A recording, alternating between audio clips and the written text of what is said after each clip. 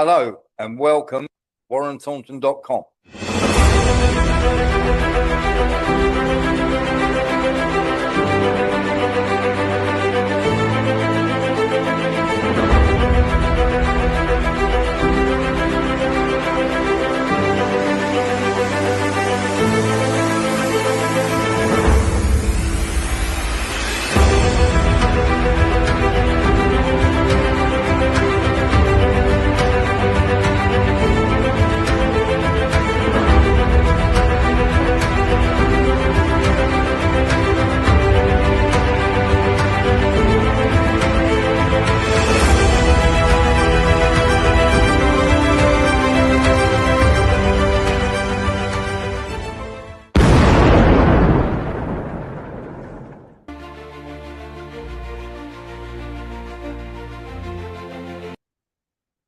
Hello, everybody, and welcome to WarrenThornton.com. We will be being joined by Lembet Opik. He's running a little late. He'll be here about 15:15.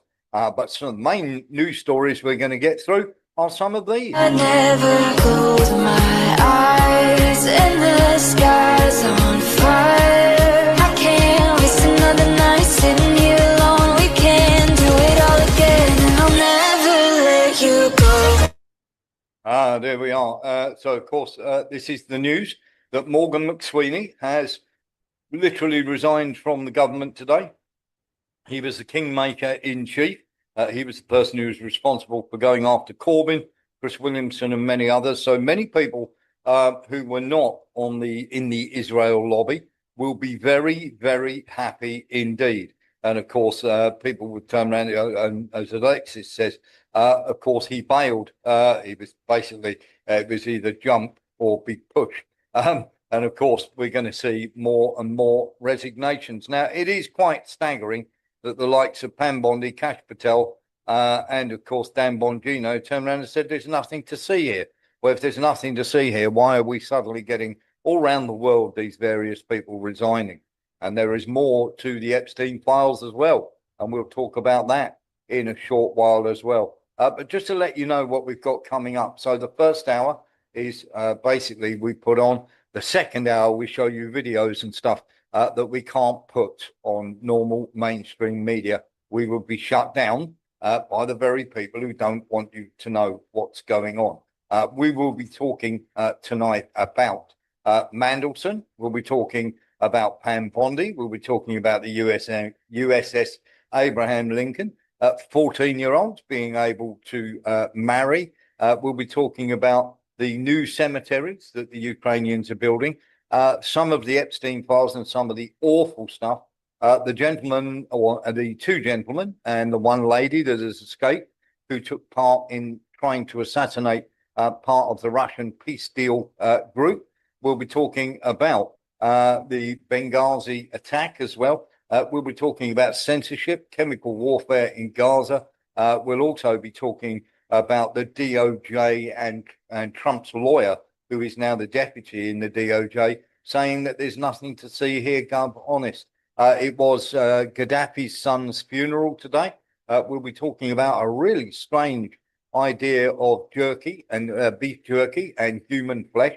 I know, sounds crazy, but it's probably not as crazy as it sounds. We'll be talking about how Lutnick has lied. We'll be talking about Macron. We'll be talking about Maxwell and BlackRock. We'll be talking about Trump being in trouble for the monkey post on his Truth Social. We'll be talking about Mr. Beast and his connection to the Rockefeller Foundation. We'll be showing you Nick Fuentes talking about normal Finkelstein. Rachel Chandler, who has now come out as somebody very strange. We'll be having a look at Rupert Lowe, who's turned out to be nothing better than, of course, Tommy Robinson or Keir Starmer. We'll also be talking, looking at a funny story where the Ukraine embassy in Moscow has been fined for not paying their electric bill. We'll also be talking about former US Navy Secretary Brunel with Epstein, and of course, how many times your country appears in the Epstein files. And various other stories as well. So, as I say, we've got absolutely tons to get through. And we will start, first of all, with the Lembit will be along shortly, and we'll start talking all about the English very, very soon. But what we do need to do is have a word about the people who have been arrested for the attack. Now, you probably are, unless you're on planet Mars or whatever, you would have heard about the Lieutenant Colonel Alexeyev, who was the victim of an attempted assassination by the usual suspects, the Ukrainians, the SBU, once again, trying to kill somebody. But here's the thing, he was part, I do apologize, he was part of the peace process.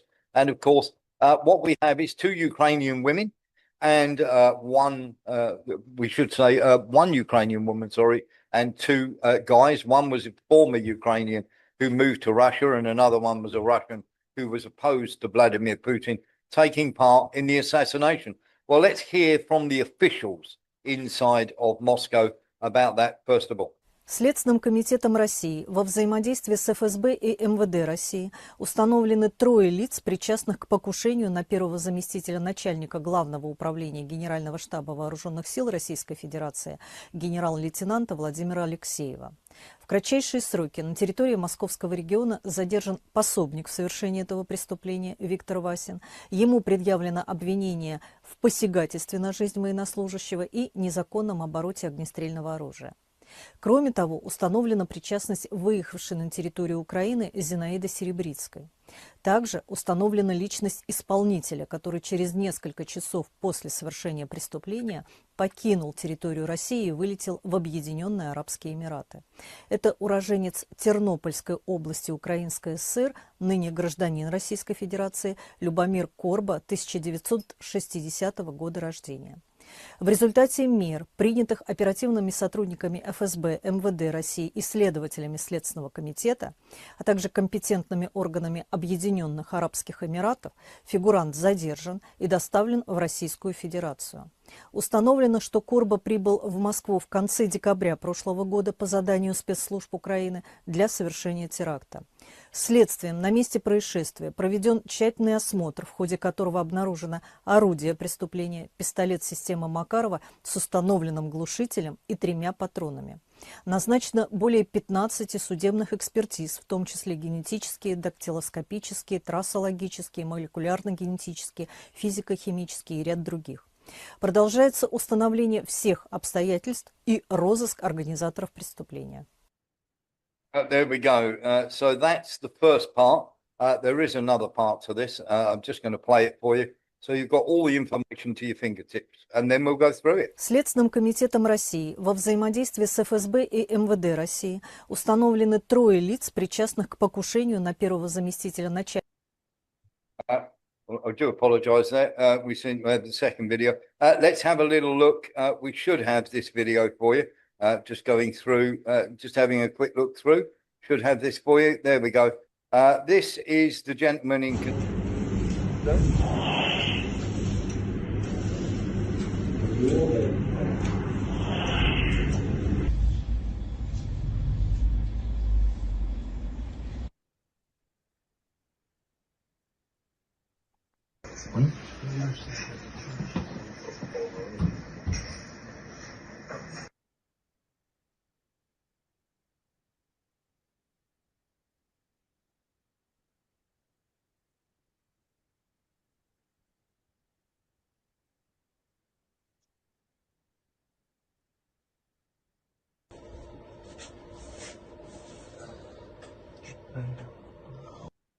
Not a very clever place to dump a gun.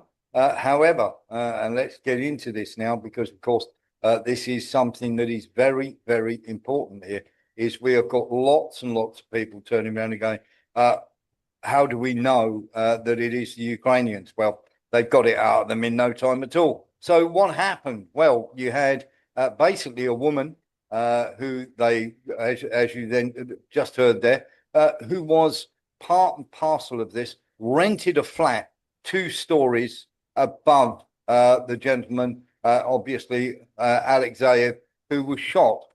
This is the return of one of the criminals from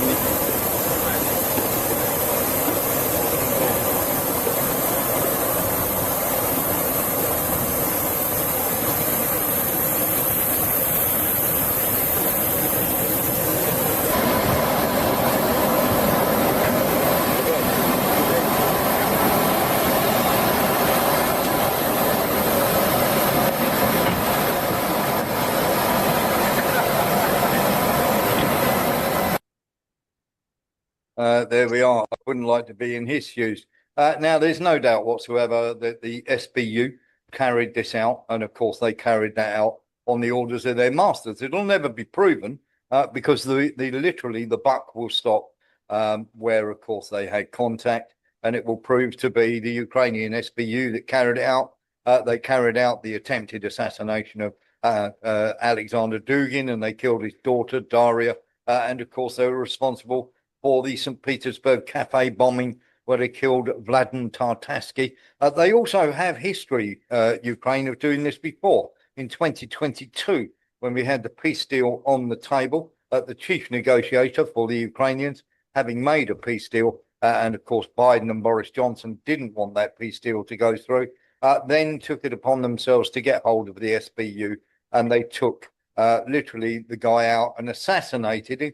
And then, of course, they phoned. They tried to make it look like they hadn't done it, and it was some faction in the SBU, because then supposedly a phone call was made to the SBU where they could find his body.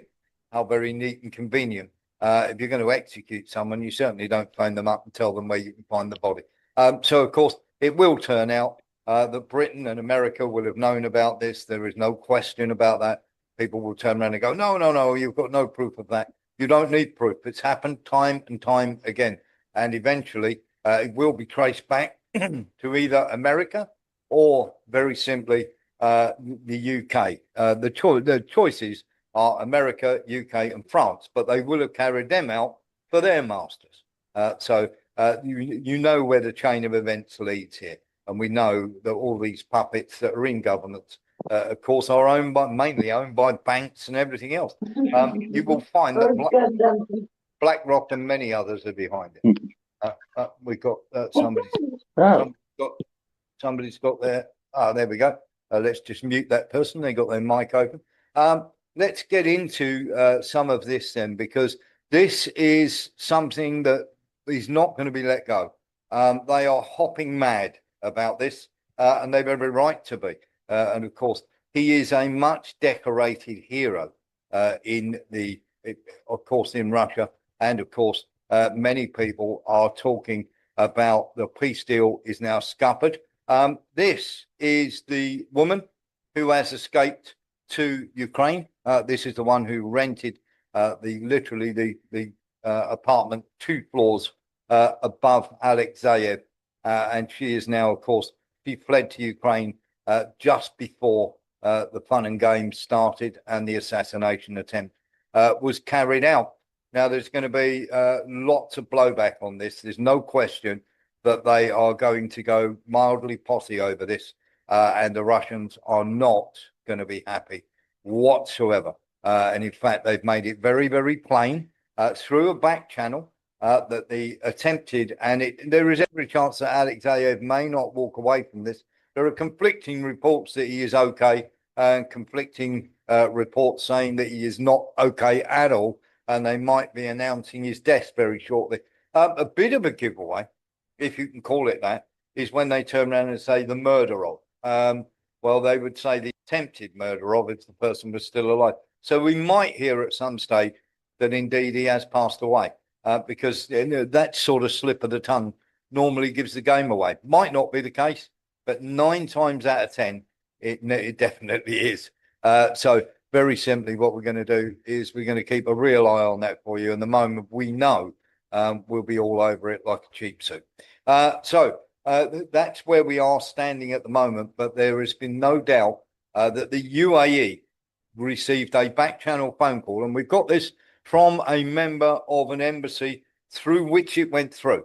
The Russians very quickly found out that this person had fled to the UAE and very quickly got in touch with the United Arab Emirates and made it very, very clear to the United Arab Emirates that they were to arrest this person and return him to Russia.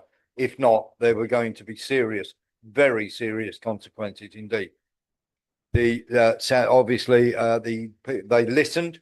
They went out. They grabbed him, and they literally dumped him back on a plane and had him on the way very, very quickly. The Russians, so I am told by our friend who is next to who is very close to Peskov, made it very, very clear that they expected him to be arrested and put back on a plane within 24 hours. That happened. And of course, when it came to that, the Russians were certainly not messing around at all. We're going to get in to some other stuff as well. We will be having, as I say, we will be having Lembit with us at some stage.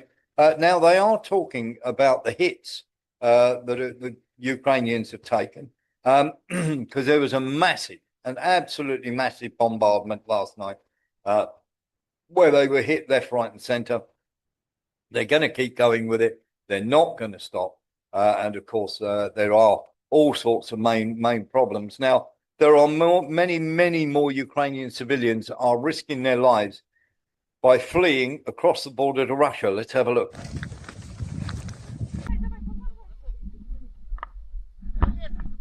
Поднимайтесь, поднимайтесь быстрее. Давайте. Давайте.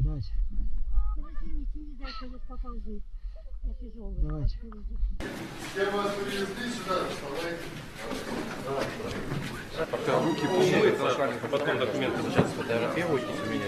Это один из нескольких пунктов ВПР, которые были созданы в Донецкой Народной Республике. На сегодняшний день уже по ВПР было отработано 2225 человек из населенных пунктов. Сначала приезжают сюда, с ними здесь работают. Соответственно, здесь также включают ночлег, питание. В дальнейшем также отрабатывают с ними здесь уже наши сотрудники военной полиции и волонтеры, которые находятся здесь. There we are. So as you can see, and those people generally tend to want to be there because, how can I put it? There have been a lot of shootings, a lot of deaths that shouldn't have happened, and of course are happening. There's no question that civilians are being slaughtered. Sean Murphy. Well, it looks very much like the Russians really are taking good care of them. Yeah, they generally tend to, Sean. The problem that we get, of course, and it is a massive problem. It's an absolutely massive problem. It's the propaganda always says that the Russians are killing, all these people and this, that, and the other. Well, if they were really carrying that out, they wouldn't be turning up there. It's as simple as that. You certainly don't go toward people who are going to kill you. That's very straightforward and very, very easy to debunk, shall we say? And of course, there is all sorts of nonsense as well to do with this. This is they're saying that they're knocking the Russian drones out of the sky. Well, this is a Ukrainian drone unit. Didn't have the best of times here. Проти летять у цю хату. Ні? Ні, таки до нас. Ні, такий до Ні, нас. це до змії. Чи до нас? До нас. Вуха? Вуха! І вот! Але блядь! Блядь! Огонь! Я їбу. Це пизда уїбало, блядь. For the language, but if you are one of those people trying to track and block drones and you get found out, they're going to start dumping their ordnance on top of you. And of course, we're going to see that over and over again. Now, a lot of people, I'm going to go through this one more time. A lot of people are turning around and saying the Russians broke the ceasefire. Trump came out and said, no, they didn't. But the Ukrainians did. We've got an update for you on this. 48 hours before the ceasefire was due to end, this happened.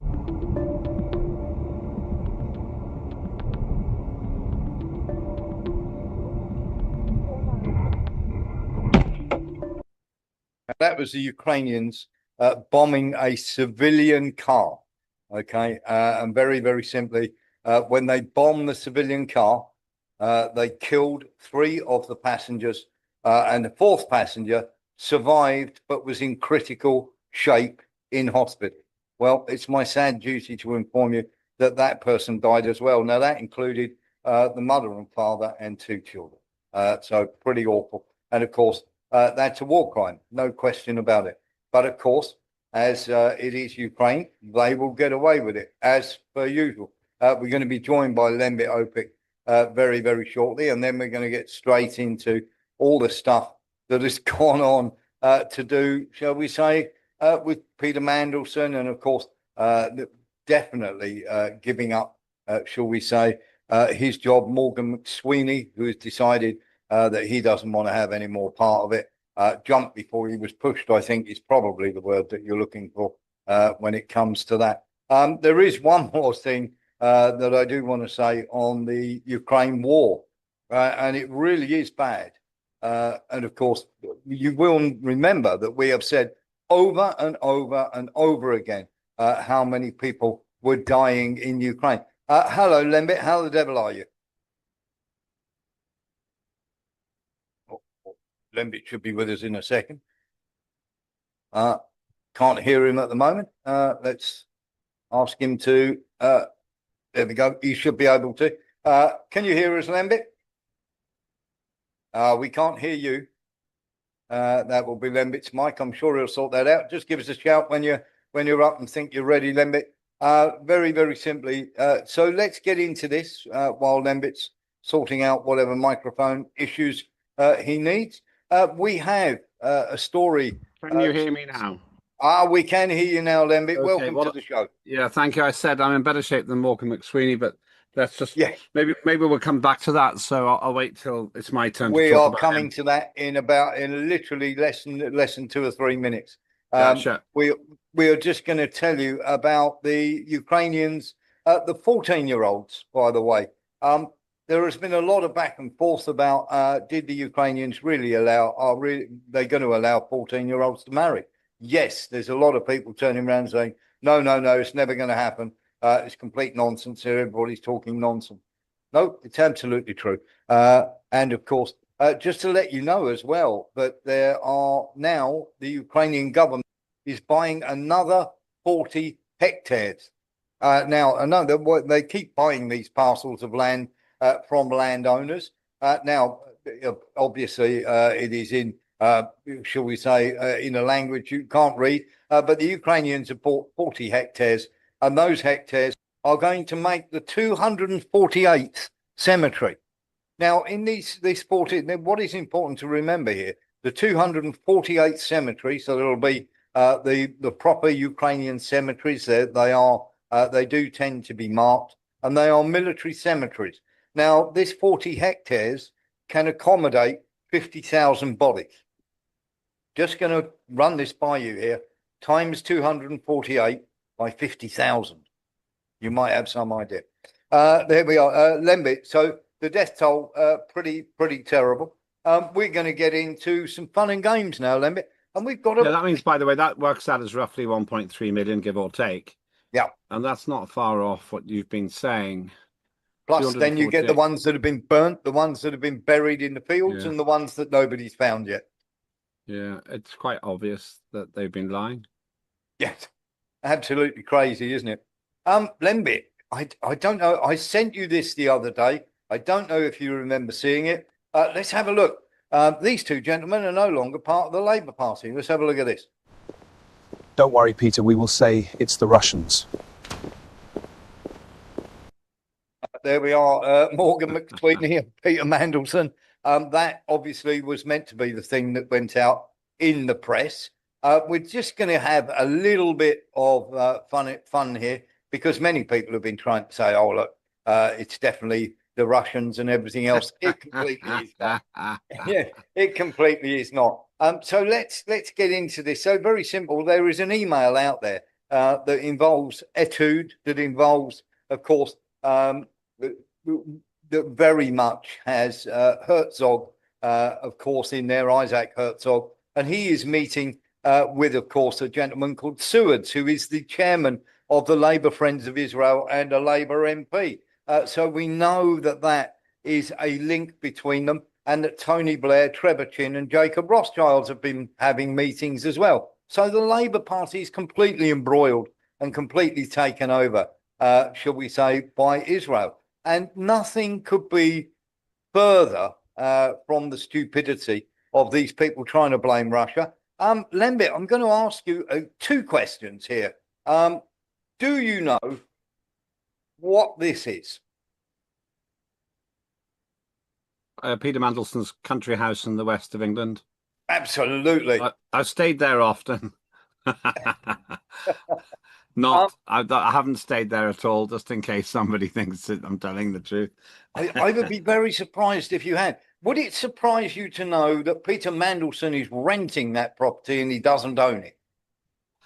That would surprise me. I assumed he was so wealthy he had those various properties, and that he'd been sinking the vast fortunes he's been making, perhaps Do with a you little help from his late friend, into property. do you know who he's renting the house from? Keir Starmer?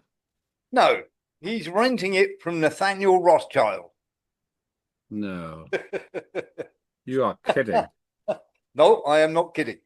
We have checked it. It is 100% correct. The country house that the police raided is not Peter Mandelson's. He's renting it from Nathaniel Rothschild. And of course, we've got Jacob Rothschild, Trevor Chin, and everybody else wrapped up in the Labour Party. Clearly Russian spying, isn't it, Lembit?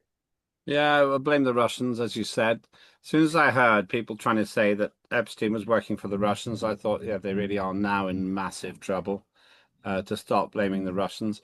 It's fairly obvious that Epstein was working for someone, but it wasn't the Russians. And I can only say that the situation is just Labour Party in total meltdown. This probably wasn't the plan. This probably wasn't what the people this probably wasn't what the people who give Keir Starmer's instructions intended. But Keir Starmer is so incompetent that they've now got themselves a massive problem. And what you just told me there, it just brings the Rothschilds right into this. That's just shocking. It just that everybody who is now associated with Mandelson is in danger of either being embarrassed, excluded, or made to resign.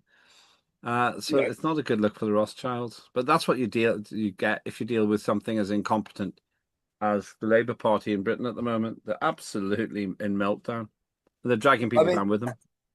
We did at the start turn around and call it the week of the long knives. I mean, he is throwing everybody under the bus, isn't he, in an effort to try and survive? Yeah, let's talk about Morgan McSweeney, the outgoing head of Starmer's entire operation.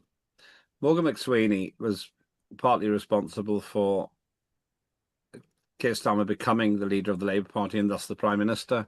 So what Keir Starmer's now done is he's forced Morgan McSweeney, the architect of Keir Starmer's own political success, out. That's a really bad thing to do. But that's the first thing. The second of three things is this. This is meant to stop the onslaught of bad coverage for Keir Starmer, but it simply adds to it. Because if you think about the logic, Keir Starmer is saying Morgan McSweeney is responsible for the appointment of Peter Mandelson.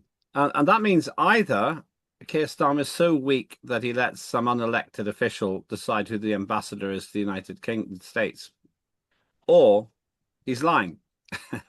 Which leads me to my third point. No one believes that the Prime Minister was not responsible for the appointment of Peter Mandelson. No one believes that. What did Morgan McSweeney say? Oh, I, as your boss, tell you, Keir Starmer, to approve my appointment of Mandelson. So any way you look at it, Morgan McSweeney has been thrown under the bus. This reminds me of what actually happened to a chap, I think he was called Leeson, who destroyed Barings Bank by Nick Leeson, Nick Leeson, he played fast and loose in a very short period of time, managed to bankrupt his boss, his company, the bank, because he had authority to spend the money. What he was trying to do is turn the market on his own, and he did briefly for minutes, maybe even hours, but I think it was minutes. Now, this is what Starmer's doing. He's throwing everything into this. He's essentially bankrupting Labour politically just to try and stay in office. It's quite obvious he's going to have to resign now. And he's just throwing all these other people in front. He'll have this one, have that one, blame this person. It was only a few days ago he apologised for the appointment of Peter Mandelson, but now he's blaming Morgan McSweeney. Any way you look at it, it's a disaster. But here's the point, here's the analogy. If a pilot's so bad he's going to crash the plane, he's not going to improve on the way down. Yeah, absolutely. Let's have a little look at this, Lembit. Possibly some people will think because that I'm a gay man, I was sort of insensitized or I wasn't attuned to what was going on. I don't really accept that. I think the issue is that because I was a gay man in his circle, I was kept separate from what he was doing in the sexual side of his life. I mean, he in a sense had three buckets of people in his life: the business and the financial, the political and the academic, and then what he was doing with young women.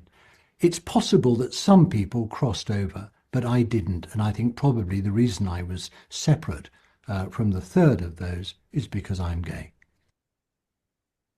So there we are, Lembit. It's all because he was gay, and of course, it's a straight mafia that are going after him. Are you having that? No, it causes me to ask three questions. Number one, we need to have a testimony from Peter Mandelson in writing to clarify whether he at any point observed the abuse of men. We can ask it that way, the abuse of males in this system. Number two, we need to have an inquiry into whether there's any evidence of Epstein having procured males for the purposes of sex. And the third thing we need to understand is, since Mandelson's been exposed as having lied compulsively, and he's lied to me when 2 decades ago I had the dubious honor of working with him, why should we believe him now? Yeah, exactly. You can't lie. You can't talk yourself out of a problem you've behaved yourself into. And he's so deep into it. He has no recollection of three $25,000 payments. No recollection at all. He has no recollection of trying to help Epstein get some property, and I think it was in Italy or somewhere, Positano or something, I can't remember exactly where there would be room for guests. And he's made no effort to explain what he means by guests in inverted commas. None of those things. He also said that he'd broken off links, or given the impression. So, well, let's assume that Keir Starmer is telling the truth, and this is a very big question whether he is as well. We'll find out, though, because of the massive number of documents which will be released and are completely outside his control now. I'll come to that in a minute. But we have to believe, we're led to believe that Starmer only appointed Mandelson because Mandelson lied to him. Once you start lying like that to that level, there's absolutely no prospect of anyone taking you seriously anymore. And so he can say all that stuff. Remember, he tried to keep his sexual orientation secret for a long time as well, and that became a bit of a story when he was first chucked out. There's impropriety twice, causing him to have to resign twice from a ministerial position. So just in terms of the whole control point here, I don't understand at all why anyone should believe what Mandelson's saying, but fundamentally, and this is the absolutely central point, what was he doing in those photographs? I don't remember having a business meeting with a woman in a bathrobe when I was in my underpants, and it's a horrible picture. And then said afterwards, "Oh, nothing was going on." It's like something. So you behave like that with professionals, do you? Yes, I quite often hang around with 17-year-old girls in my underwear. Well, yeah. Do we know she's 17? Yes, we do. Yeah. And of course, there are a lot younger than that have been obviously trafficked. There's no question that trafficking has taken place. And of course, there are many people that are not having that. But for instance, we're going to just pop this up here. It doesn't look very good. But of course, there are between people. And of course, it is not the redacted. We're not redacting the victims' names here. We're redacting the people who send the emails looking for virgins age 11. Now, this is between, obviously, between Epstein and someone whose name has been blanked out. Now, that's not a victim that's been blanked out there, Lembit. That is somebody that he sent that email to. And of course, there is a communication back and forth there. that is quite troubling, isn't it? And the other thing that is unbelievably troubling is they are now going round and trying to delete Benjamin Netanyahu, Israel, anything to do with the Rothschilds, Donald Trump. They are starting to redact the names, and the DOJ are going into all those documents and taking them and taking references to people out of those documents where they were forced to release them. But now they're going back into them. And when you do the search of the Epstein documents and you put a person's name in, it comes up completely as a problem. It comes up less and less each day, Lembit. So somebody is going in, which can only be the DOJ, and removing references to people. Yeah, I wonder what's going to happen tomorrow, because according to what I heard a couple of days ago, if you're watching this live, Congress will have unfettered access to the unredacted documents. Yes. And I was wondering, are they going to now try to hide those documents? Because if they are, we have copies of the redacted documents. And if they're not there in unredacted form, the obvious question is, where are they? Bring them to me. And this is the thing. I can't see any way out now. I can't see any way out. How is it that they think they can escape this festival of doom for the perpetrators? People who almost certainly will be shown to be guilty, unless they actually literally destroy the documents. Now, that's what worries me the most, Lauren, that this basically can undermine massive interest groups and organizations which have been potentially raping children on an industrial scale, potentially. Yeah. What I don't believe is that there isn't a single person in the whole of all of those files that isn't guilty of wrongdoing, that every single person referenced there in the convicted dead paedophile Jeffrey Epstein circle, everyone was innocent. So why would you have an 11-year-old? Was it to have some political conversation? Why would an 11-year-old be there? Was it to be a servant, which would probably be illegal? Is it because they are running some altruistic school for orphans? I don't think so. It beggars belief, and they must think we're stupid. Yes. Well, they do think we're stupid. Now, what I'm going to actually do as well, this is very, very damning. Can you guess, Lembit, who is at the very top of the countries, apart from America, of course, that are named in the Epstein files the most? United Kingdom. Well done. Let's have a little look at this. Here we go. There is somebody has very kindly done a document, and there is, of course, very much, shall we say this? So we have this, shall we say, chart there for you, and this is how many times they are named in the documents. So America are at the very top. They're in the black, as you can see, and then, of course, in the grey, there we are. After the UK are next in line, Lembit. And then, of course, we've got other countries as well that are named in these various documentations. And, of course, the Ukraine is well mentioned in there. Now, it's quite obvious that he was also procuring people from these modelling agencies in the Eastern Europe, Ukraine, Russia, Latvia, Romania, and everywhere else. And they were bringing them on the planes for these people to do all sorts of things to. I mean, there are hundreds and hundreds of documented fact that points that out. And of course, many, many people are turning around and going, is that true? Well, we've got a real problem here, because not only have we got Pam Bondi, of course, and I believe Pam Bondi, Bongino, and of course, Kash Patel have many things to answer for. And I think they should be impeached for basically obstructing justice.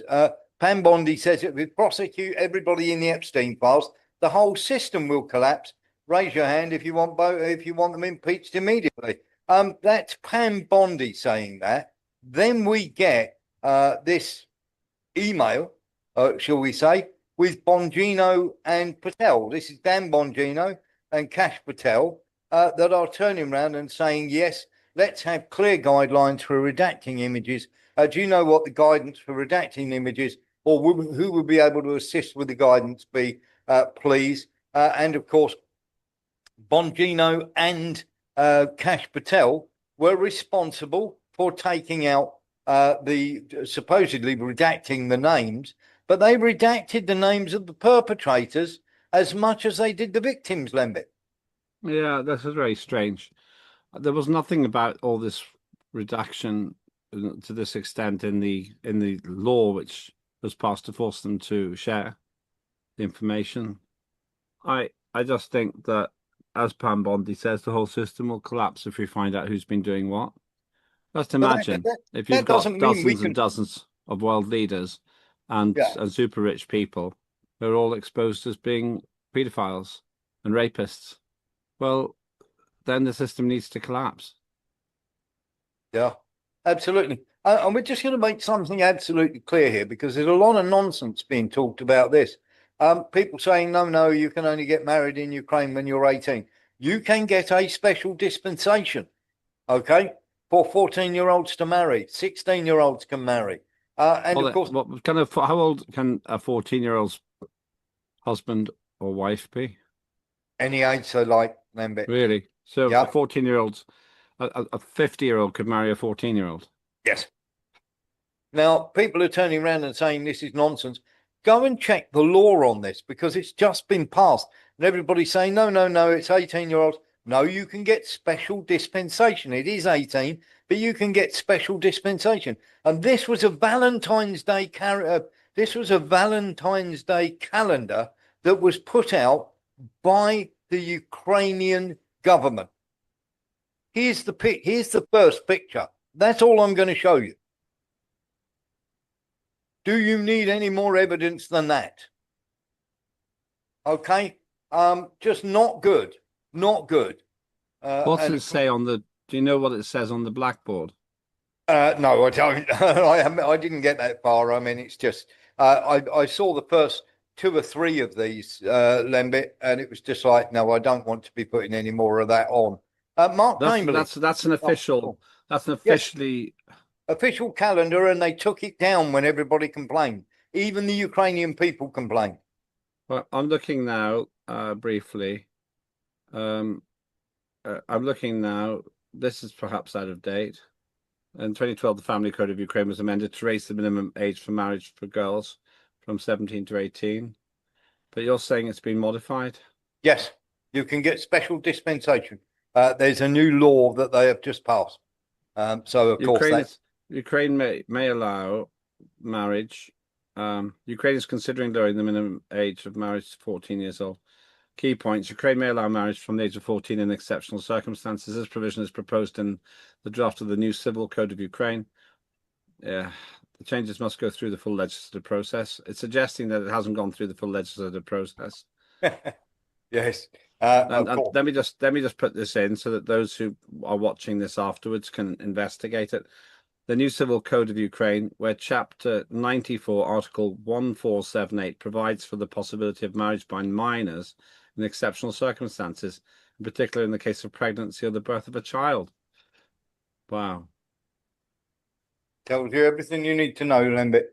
Yes, I suspect she's pregnant. Oh, okay, you can go and go ahead and marry. Mark Chamberlain. Yeah, Warren, could you put that image back up, please? Because there's a symbol on the picture that is one of the child molesting signs. You know, the heart shapes. Hang on 2 seconds. Let me. It's a paedophilic sign for girls. Okay, just let me find the picture again, and I will pop it back up. Just took it down, so we don't tend to hold on to it, but I will find it for you and bang it back up there. Thank you. What's interesting about this is the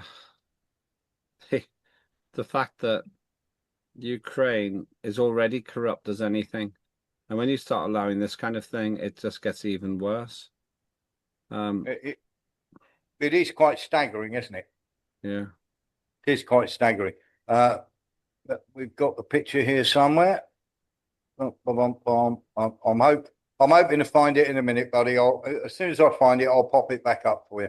Yeah. If you look on the FBI website, it says that it's girl love, that one, and there's another one for boys. It's actually symbols that are used for paedophilia. Okay, will do. We'll have a look out for that. As soon as I can grab the picture again, I'll pop it back up for you. Just got to double check, of course, where I can. There we go. We should be able to get that back up for you in a second. Hang on. So 2 seconds. the Here we go. Okay. Here we go. There we are. There's the picture. Yeah. What symbol are you talking about? On the little board, right, that's Yeah. next to her. Yeah. You see the heart-shaped symbols? Yeah. That's a paedophilic sign. Okay. Well, Okay. I didn't know that. If you look on the FBI website, it'll show you. Fantastic. Okay.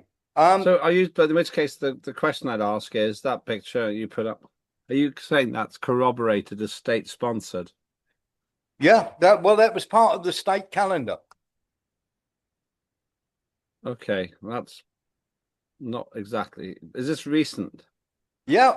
This was for Valentine's Day. It was a school calendar, state sponsored school calendar of 12 images of girls like this being put out for Valentine's Day. Well, you could argue that something similar is happening in Britain, where we have minor attracted persons being brought into the mainstream. And other people say, well, we need to be more sympathetic to people who are minor attracted. No, So we don't. We don't put, well, there was a campaign by Liberty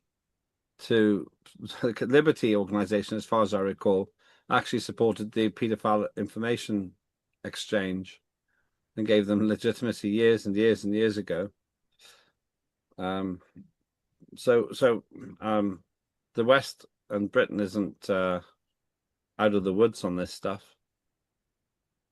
No, absolutely. But we're getting far from the main theme today, Yes. I think. And we'll get back to that in a second. We're going to lighten the mood a little bit. Of course, there is available the OnlyFans calendar for 2026. Here we go. Let's just have a quick look through that for you. There we go. There's some fans for you. And that's January. And of course, you might enjoy February. And of course, you might enjoy March. What a corker that one is. That's getting me hot under the awning. Yes, hot under the collar. But let's get back to Trump's lawyer then, who is Todd Blanche, who is also Pam Bondi's deputy. Have a listen to this, Lembit. I literally want to grab this guy by the throat and shake him. Listen to this nonsense. Thank you. You said this is the end of the Epstein, of your review of the Epstein files. So just to clarify, is the public going to learn the identities of the men who abused the girls with the information that you're releasing? And if not, why not? And then I have a quick follow-up. I mean, you just baked in an assumption into your question that I have never said and I don't know to be true. Is the public going to learn about men that abuse these girls? Like, what does that mean? I mean, I don't understand what that means. Well, I mean, they're the men who abused the young women through Epstein's. Look, we said in July, and it remains as true today as it was in July. If we had information, we meaning the Department of Justice, about men who abused women, we would prosecute them, right? We talked about the work that we're doing. That's why I said that. I said this earlier. There's this built-in assumption that somehow there's this hidden tranche of information of men that we know about that we're covering up or that we're choosing not to prosecute. That is not the case. I don't know whether there are men out there that abuse these women. He doesn't know that there are men out there that abuse these women when email after email after email shows Epstein procuring these people for these people and this abuse going on. There are pictures of these men that Epstein has procured these women for on planes with the faces redacted of the girls that were there. And of course, you've got people like Nick Fuentes coming out and saying, let's have a listen to Nick Fuentes, then I'm going to come to you, Lembit, because I literally want to strangle these people when I hear the nonsense they come out with. You niggas are not ready for that conversation, but Jeff Epstein, not a pedophile, but you're not ready for that conversation. All of his victims, 14 to 17, that's not pedophilia. But y'all niggas ain't ready for that conversation. People say that's normalizing pedophilia. No, that's defining pedophilia.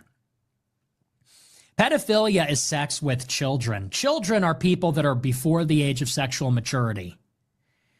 Now, you can have your opinion and your taste and your ethics and your morals, but after the age of 14, that is past the point of sexual maturity, just period, biologically.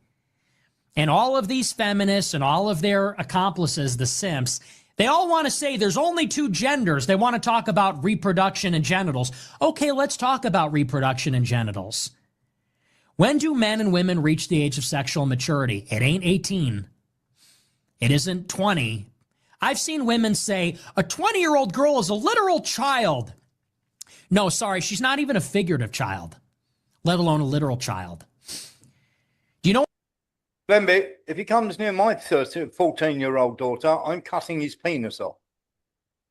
Well, I have to say that if you look at America, the minimum age of consent for sexual activity is 16. There's nowhere, as far as I know, where the age is below that, and in many places it's 18, in fact. So what he said contradicts the law in America. I'm not sure. I've got views about this. Can you really stop? Can you really stop someone from being sexually active up below that age if they want to be? It's very hard to see how. But the law is quite clear. If you are shown to have had sex with a person below the age of 16 in many of the states, it's 34 of the states, I think.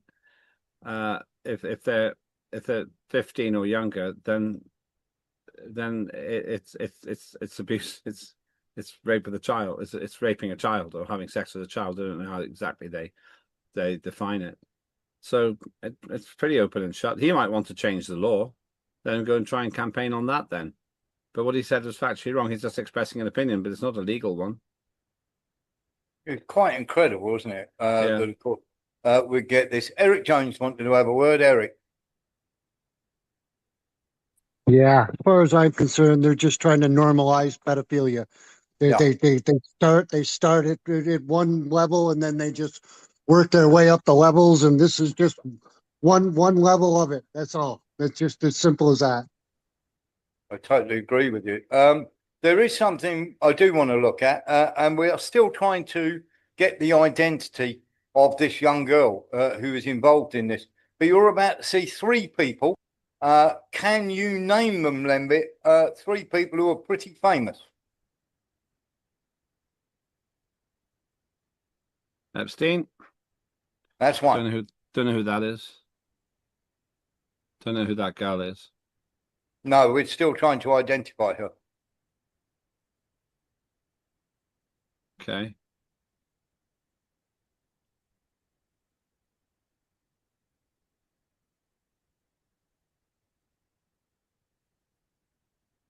No, I obviously don't know who that is.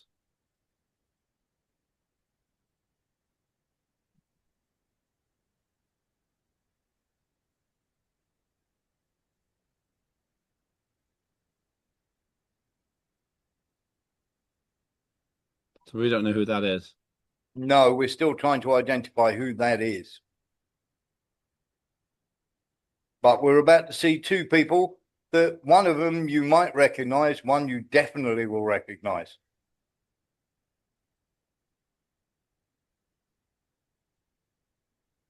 It's not even clear to me what was happening there, but there we go.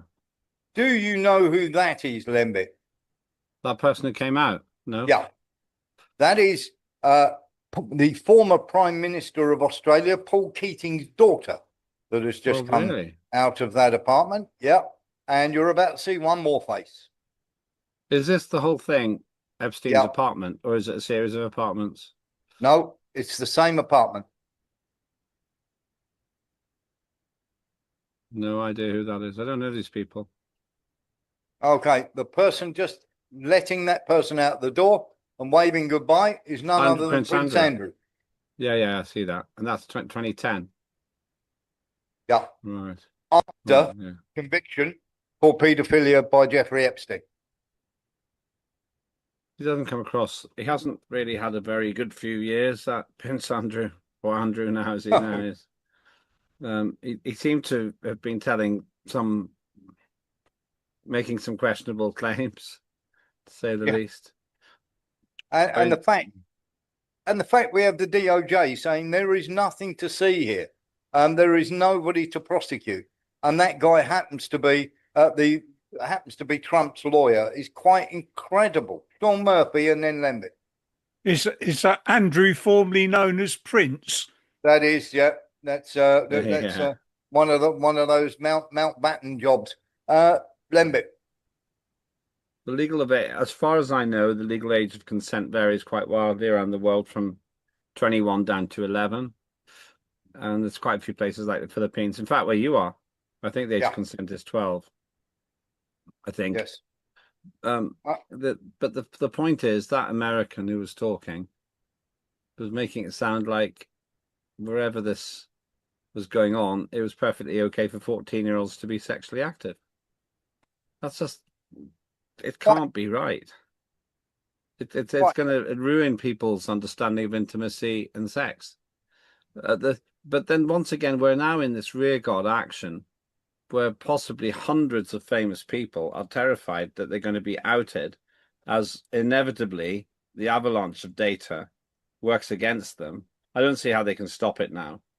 And at that point, the game's up. So they're going to their next plan B, which is, or plan C maybe even by now, saying, oh yeah, but it's not so bad. Oh, no, you've got to understand, these 14-year-olds, they weren't wanting it, or whatever they're going to say. Yeah. The whole conversation is so uncomfortable. Any proper parent would go crazy if their child was sexually active at 14 or 15. Yeah. That's you're not wrong. It's totally inappropriate. That's not what you should be doing at that age. You might be becoming aware of your body and asking questions, but you rob somebody's childhood, but the level of exploitation that could be involved is also phenomenal. I mean, I've got a 13-year-old daughter, Lembit, and very, very simply, she's not allowed to have a boyfriend unless he comes and asks me for permission to date her. Yeah. My thought on that is very, very simple. If you haven't got the guts to come and ask me to date my daughter, then how can you protect her against anybody who might be wanting to cause her any harm? Let's have a little look at this, because when he says this, we're now going to blow him out of the water. There is a woman called Rachel Chandler, and she was up to all sorts of things. Now, she was one of the primary faces of this pedo gate, and was a casting agent for Balenciaga. She also worked closely with Balenciaga's creative director, Demona. Now, she's mentioned all over the Epstein files. And by the way, Kamala Harris's stepdaughter, Ella, modeled for Balenciaga. And of course, Ella signed a modeling contract with IMG Models. IMG had 6 different models come out to expose Jean-Luc Brunel and Epstein's abuse of them. She was responsible for picking and procuring models to come across to Epstein Island. There are many, many of these, of course, as you can see. Boom Boom Room in the Standard Hotel. These are photographs taken by Rachel Chandler, okay? Inside hotel room, Standard Room Hotel, Prince Andrew. There's Rachel Chandler. She took that photograph. She took these photographs here. As you can see, that horrible one at the bottom there, with a child actually laying in a pentangle. These are all from Rachel Chandler. So when people turn around and say, can't possibly be true that she was trafficking people, there's Rachel Chandler with Bill Clinton. There's Rachel Chandler with various people in these photographs. And there are hundreds of these photographs of Rachel Chandler and emails bringing women, obviously to the Epstein Island or these hotels. As you can see, there's one with a famous rapper. She is everywhere on these photographs with everyone. Peter Beard, Britney Spears. There are many. Here's models to watch in 2017 by Midland Agency, and many of these were asked to go to the island. And of course, here we have the list of people that she had as well in her own book for people who wanted to go to the island. Those listed above have links with Rachel Chandler. Okay, and on there are people like Demi Moore, Ehud Barak, who was, of course, so mixed up with Epstein, and of course with the Rothschilds, and many, many others are on that list who she had links with. Now, some of them may have been perfectly okay, but there is no doubt whatsoever that she was procuring. All these photos are taken by her. How many girls were waiting for their return boat? Who owned the boat? What does a handler procure? Now, Clinton kicking back, an exclusive haven of waters. This resort is accessible only by private boat. So there you can see Bill Clinton. Now, was that Bill Clinton in there? It is, yeah. Hang on. Oh, oh dear. So these photos were taken by Rachel Chandler, who was procuring young models to go to these places. So when Trump's lawyer and Pam Bondi says, oh, well, everybody will be in jail and the whole system will collapse.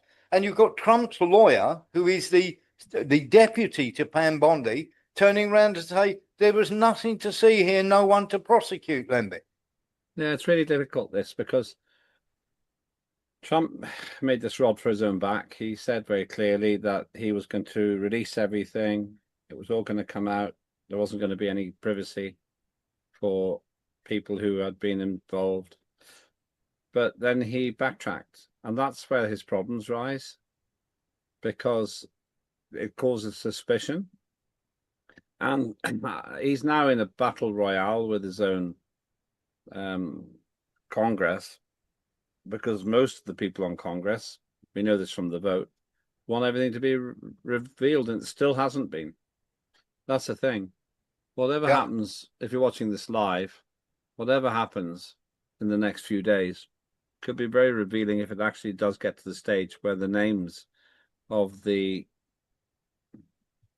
you can't say they're perpetrators, but the names of the people cited or sending messages